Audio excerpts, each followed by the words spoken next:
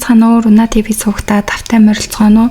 Өнөөдөр би та бүхэнд Америк улсад гарсан нэгэн хэргийг ярих гад бэлдлээ. Дженнифер Родригес гэх бүсгүй Америкийн нэгдсэн улсын Нью Мексико мужид хурдны замын эргүүлийн цагдаагаар ажилладаг. Түүний хариуцдаг бүс нь Америкийн нэгдсэн улс ба Мексикийн хилтэй ойрхон байсан учраас хууль бус оршин суугчид болон гэмт хэрэгтнүүдийн оргондог зүхтах зам болдог газар байсан. Тиймээс цагдаагийн хатуу хамгаалалт хэрэгтэй байнгын эргүүл хийх нь түүний зайлшгүй хийдэг хамгийн чухал ажил нь байлаа. 2021 оны 9 сарын 23-ны үдээс хойш 5 цаг 30 минутын үед Дженнифер тэр өдөрч гисэн мөн адил хурдны замаар эргүүл хийж яваад нэгэн сэжигтэй машиныг анзаардаг. Замын хажууд цагаан өнгийн SUV машин зогсож байсан бөгөөд онцгой нэг зүйл нь Нью-Йорк мужийн улсын дугаартай байсан. Энэ бүсийн машин бишээ гэсэн үг байгаа.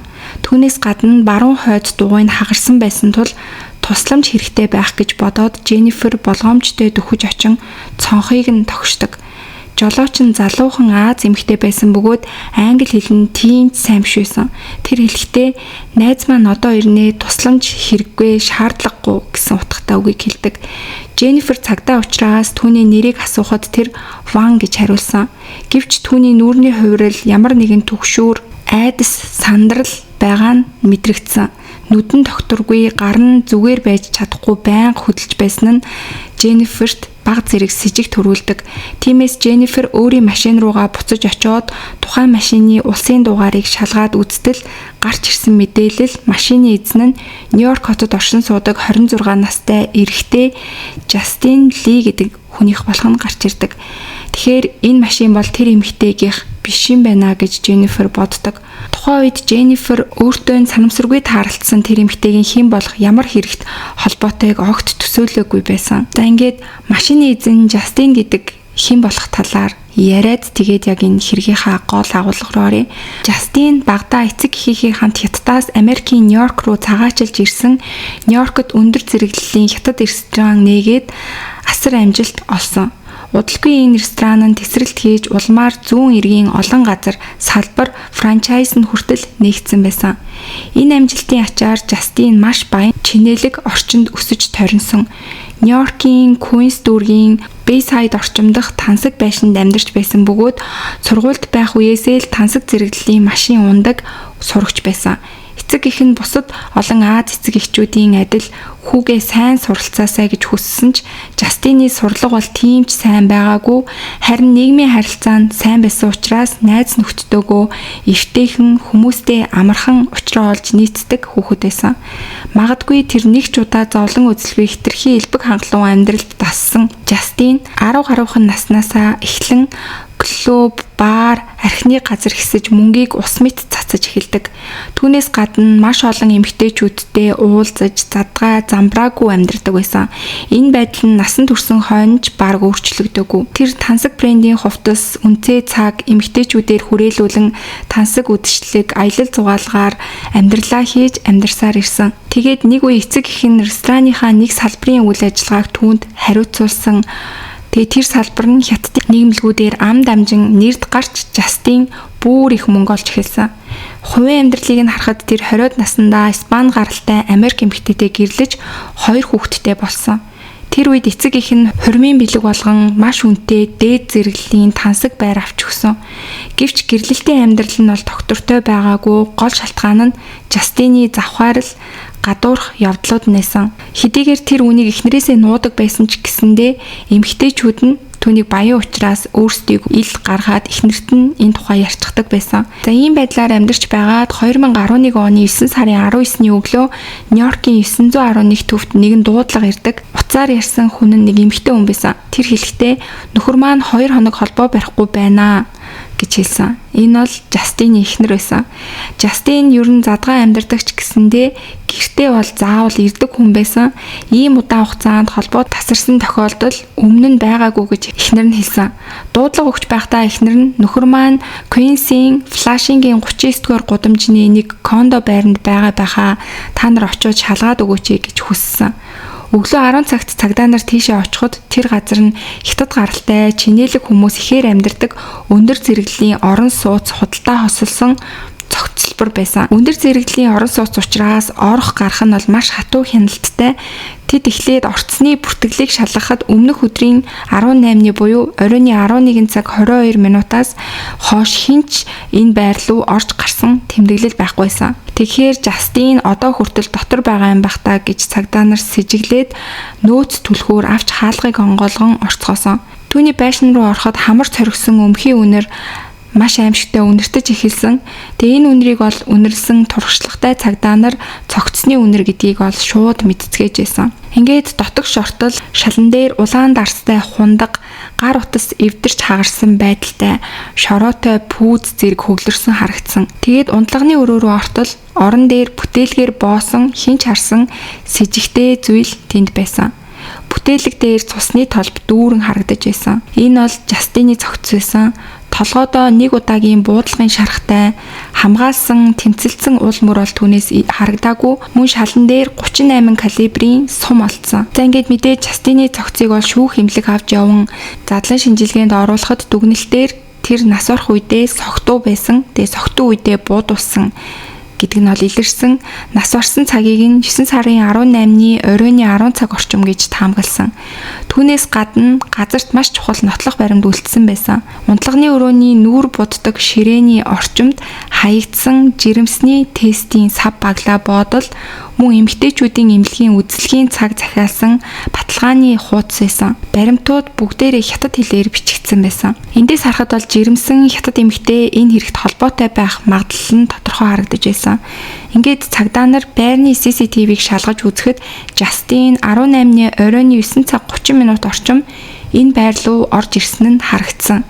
Тэр үед гартаа жижиг баримт бичгтээ дугтуй барьчихсан явж байгаа нь харагдсан. Тэгэхээр орж ирснээсээ 30 минутын дараа амиа алдсан байх магадлалтай гэж цагдаа нар үзэж байна гэсэн. Цагдаа нар бичлэгийг үргэлжлүүлэн үзэж байтал 2 цагийн дараа буюу оройн 11 цаг 30 минут ортом өөр нэг эмэгтэй тэдний байрнаас гарч ирж байгаа нь харагдсан.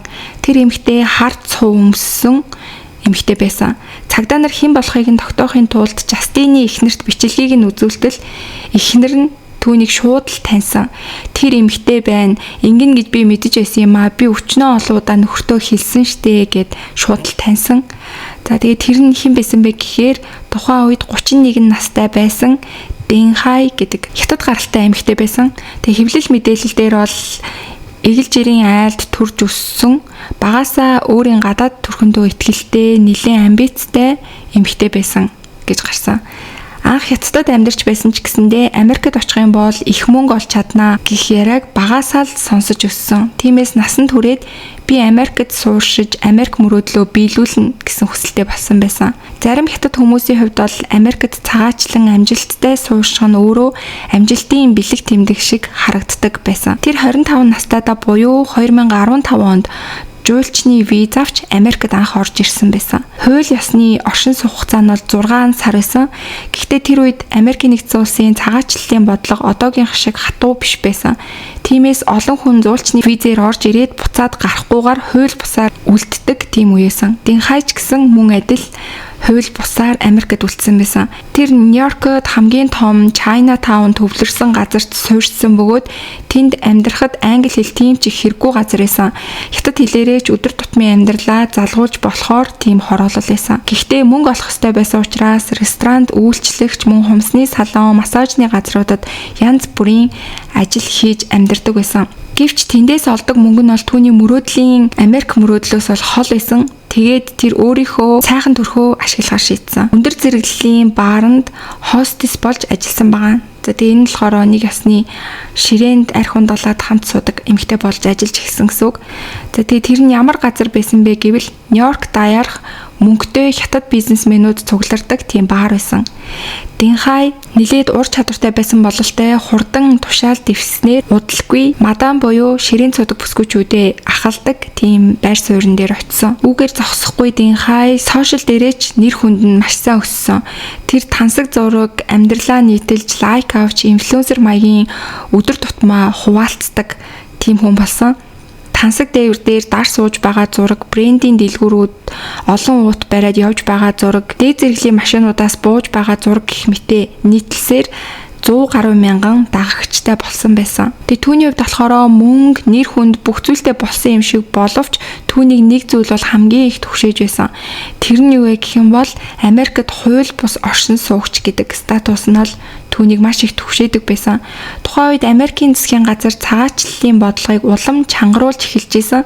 Тиймээс Динхай аль болох хурдан ногоон картны асуудлаа шийдэхийг хүсдэг байсан. Ингээд тэр бодож байгаад хамгийн хурдан арга бол Америк иргэншилтэд эрэгтэйтэй гэрлэх гэж бодон тийм зорилгоор бараг 10 гаруй эрэгтэйчүүдтэй уулзсан гэж мэдээлсэн байсан.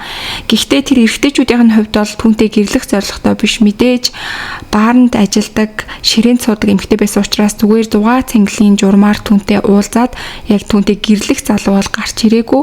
Ингэж явсаар 2018 онд түүний ажилдаг бааранд үйлчлүүлэхээр ирсэн Жастинтай анх танилцсан байна. Тэр өдөр Жастин төрсөн өдрөө бааранд тэмдэглэхээр тэр баарыг бүхэлдэн түрээсэлсэн байсан.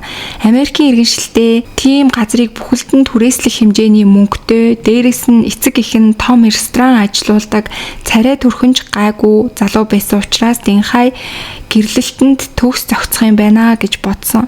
Тэр өдрөөс хойш Динхай Жастиныг маш идэвхтэйгээр уруу татаж эхэлсэн. Жастин тухайн үед бол гэр бүлтэй 2 хүүхэдтэй байсан ч гэсэндээ би бол түүнийг эхнэрээс нь салгаад сууж чадна гэж Динхай бодож эхэлсэн. Ингээд тэр хоёр уулзаж эхлэн Жастин ч түүнд татагдаж харилцаа нь улам гүнзгийрч эхэлсэн. Улмаар Жастин түүнийг өндөр зэрэглэлийн кондод байр хөсөлж өгөн брендийн бэлэг авч өгж арьс арчилгаа гэх мэт бүх зүйлийг нь төлдөг болж эхэлсэн. Нөгөө талаар Жастины эхнэрч гэсэн энэ харилцааг нь бол эртнээс мэддэг байсан.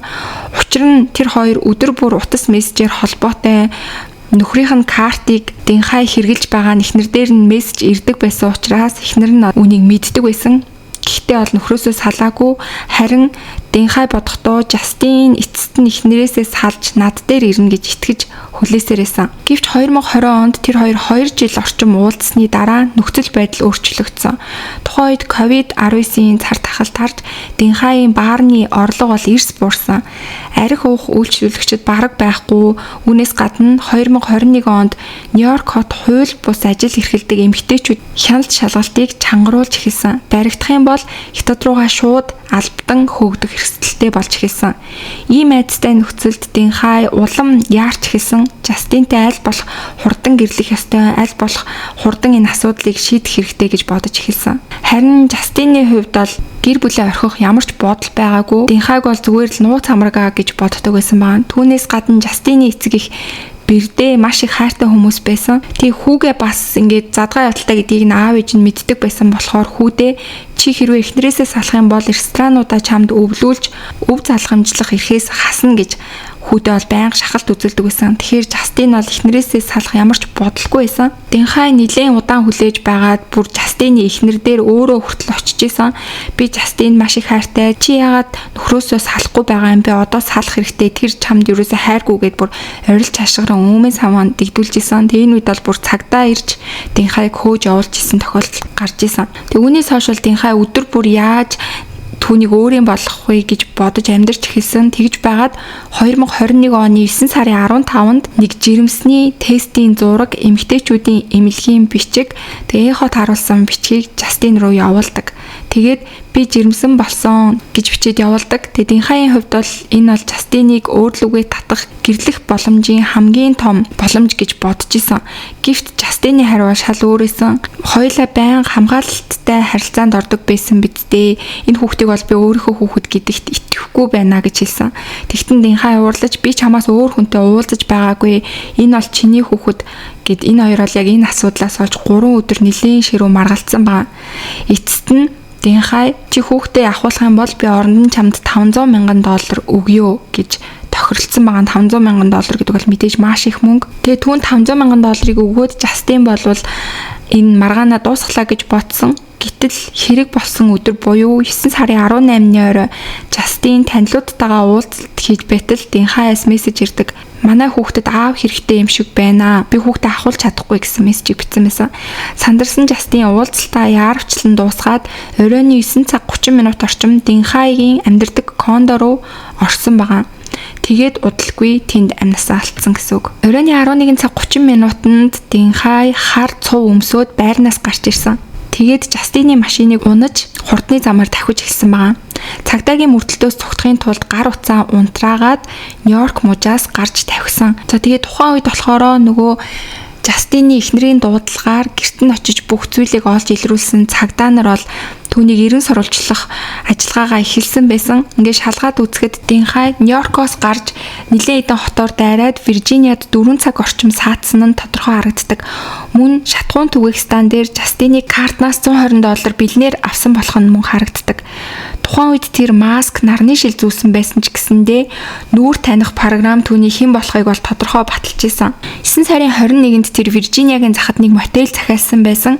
Гэхдээ буудалд бол үнэндээ тэр байрлаагүй. Ягаад гэх юм бол энэ нь цагдаа нарыг төөрөлдүүлэх зорилготой тийм үйлдэлсэн. Дараа нь тэр тасралтгүй давхисаар Теннесси, Арканзасаар дамжин Техасын ойролцоо хүрч ирсэн. Хилд авч Мексик руу орох гэсэн бодолтой байсан харагдчихсан. Шатгуун түгээх газар, хоолны газраар түр орж гарахдаа нүрээ бүрэн халтгалж унтахдаа машин дотроо унтаж явж исэн. За тэгээ яг энэ үед болохоор нөгөө ихэнд ярьсан Дженнифертэй тааралцсан байсан. За Дженниферийн хувьд болохоор нөгөө дугаарыг нь шалгаж үзээд Жастины машиныг гэж олж илрүүлснээс гадна түүнийг бол орон нутаг даяар хайж байгаа гэдгийг шууд мэдсэн.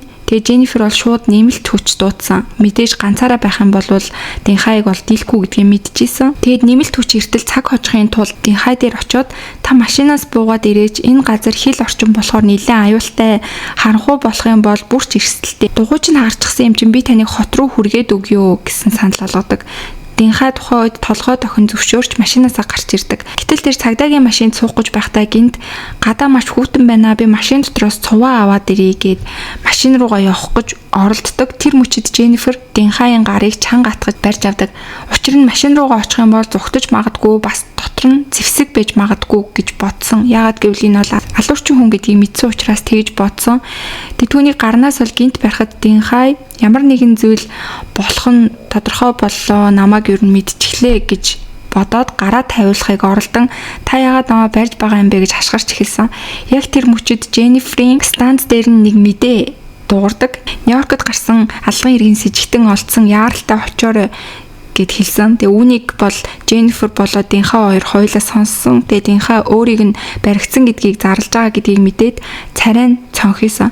Удалгүй маш олон цагдаа нар ирж түүнийг бүсэлж, түүнийг баривчилж чадсан. Түүний машиныг нэгжихэд бол маш олон кредит карт, бэлэн мөнгө байсан. Тэгээд үүнээс гадна аллах ташиглагдсан буу зорчигчийн суудал дээр унсан байсан.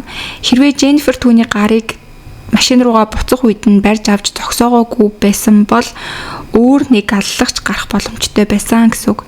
10 сард Динхайг 1-р зэргийн хүн амны хэрэг хууль бус буу зэвсэг эзэмшсэн, кредит карт хулгайлж ашигласан, машин хулгаагаар авч явсан гэх хэрэгүүдэд бол ялалсан. Тухайн үед түүний өмгөөлөгчөөр хятад гаралтай эмэгтэй өмгөөлөгч ажилласан бөгөөд шүүхтэр сэтгцийн чадвар нь муу байсан. Жастин 4 жилийн турш гэрлэн гэж түүнийг итгүүлж үерхчгээд Динхайг зөв бусаар ашиглаж мүлжиж сэтгэл зүйг нь гэмтээсэн учраас түүний хувьд бол сэтгэл зүйн гэмтэл маш их авсан байсан гэж өмгөөлөгч нь түүнийг өмгөөлсөн.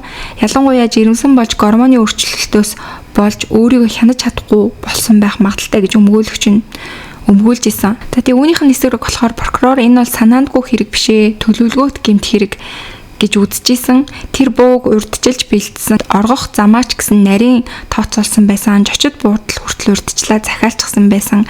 Цагдаа нарыг төөрөгдүүлэх гэж оролцсон гэж тайлбарлаж исэн. За ингээд 2022 оны 4 сард шүүх 1-р зэргийн хүн амны хэрэгт оролцуулан 4 зүйл ангаар санал нэгтэйгээр түүнийг буруутай гэж үзсэн. Тэгээ үүний дараа болохоор шүүхтийн хайд 25 жилийн дараа давж заалдах эрхтэй бүх насаар нь хорих ялыг оноосон байна. За ингээд өнөөдрийн та бүхэнд бэлтгэж хүргэсэн хэрэг маань энд хүрээд өндөрлж гин. Тэгээ өнөөдрийн хэрэг болохоор маш ажигч гярхай Дженнифер гэдэг цагдаагийн гавьяагаар Динхай гэдэг энэ алуурчин бол маш хурдан баригдаж чадсан ийм хэрэг байгаа. Хэрвээ Дженнифер хурдан ажиллаж чадаагүй бол бас өөр хэрэг үйлдэгдэх байсан байх магадлалтай гэж юу нь бол цагдаа нар үзэжсэн. Тэгээ та бүхэн энэ хэргийг сонсоод бас юу гэж бодож гин, өөрт төрж байгаа сэтгэлдлүүдээ комент хэсэгт бичиж хуваалцаарай. Тэгээ сувг дээрээ бас лайк, subscribe дарахаа битгий мартаарай. Удахгүй дараагийнхаа дугаараар эргээд уулзцгаая.